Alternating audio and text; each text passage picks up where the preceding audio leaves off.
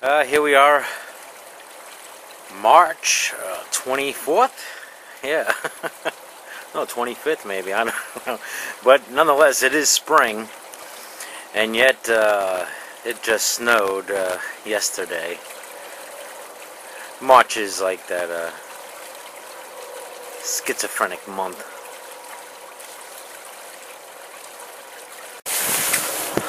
Often I'm asked, Deist, this God that you believe in, do you worship it? And how do you convince others that your God is true?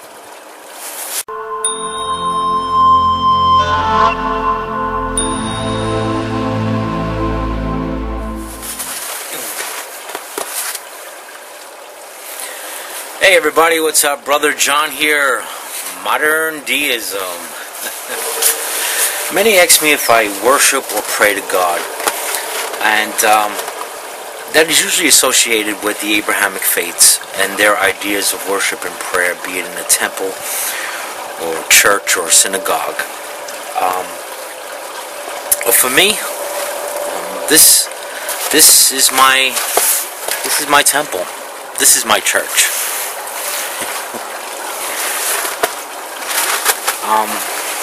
And my prayer is one of meditation and contemplation. The root word for worship meant to let me get this right, not prostrate. Yes, prostrate, not prostate. Is to prostrate.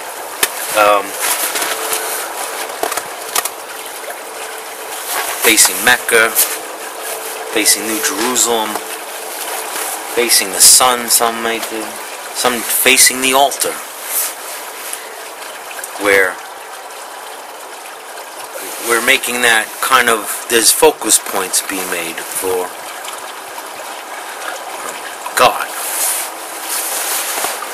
or where God's presence may be.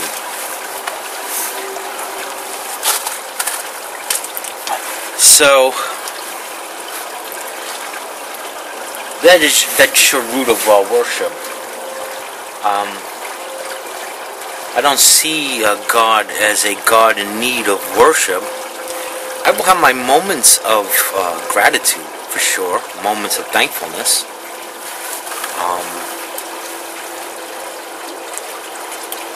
And I think that's very important, to have an attitude of gratitude.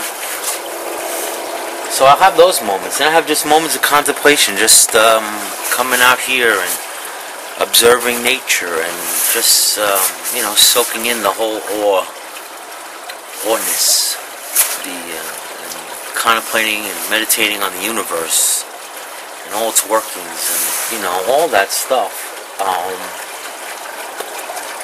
And at times, I feel I think it's connected. Everything is interdependent upon one another in some way or form.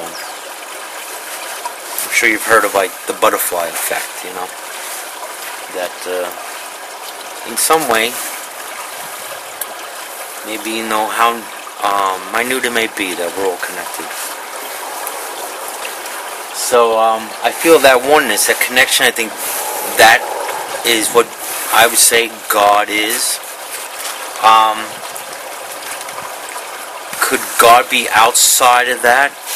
In all, and one in all and all in one. So I would take more of a panendeism, panendeist, or a pandeism, or pandeistic. So you got panendeistic or pandeistic. So I would be fluctuating in that's where I would see how things working, with the little Taoism, whole yin yang thing.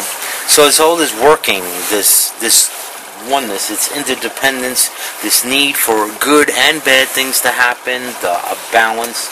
There's a constructive force and a destructive force, and both need one another. So I contemplate on those things and think about those things and how those relate to my life, because I can decide to do constructive things or destructive things.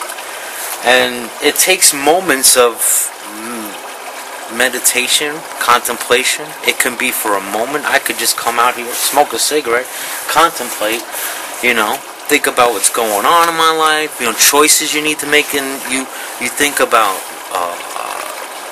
rewards and consequences, and everything is weighed out for me in my mind. I'm a little bit analytical in nature. I could have a tendency to overanalyze things, but that's where the contemplation comes in, which I need more of. Just to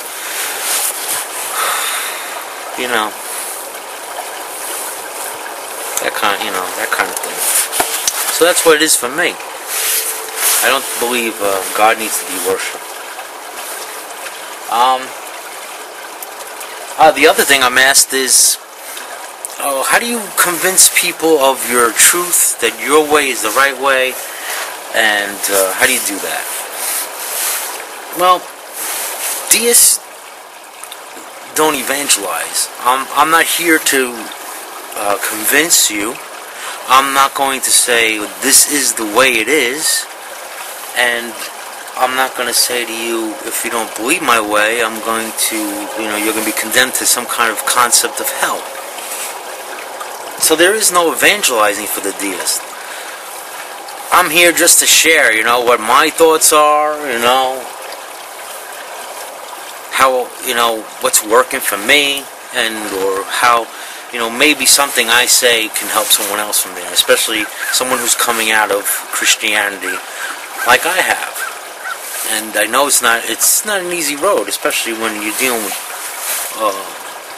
different relationships, that you have. So that's why I'm here, as a deist, and to make others aware of deism.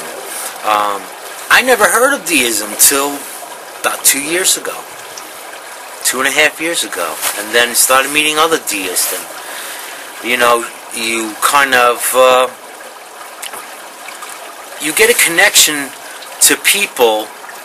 A lot of fellow deists here I get a connection with because we've come out of similar backgrounds.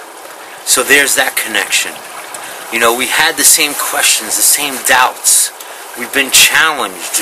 We're looking at things. Others are just, so that's who, I'm connecting with.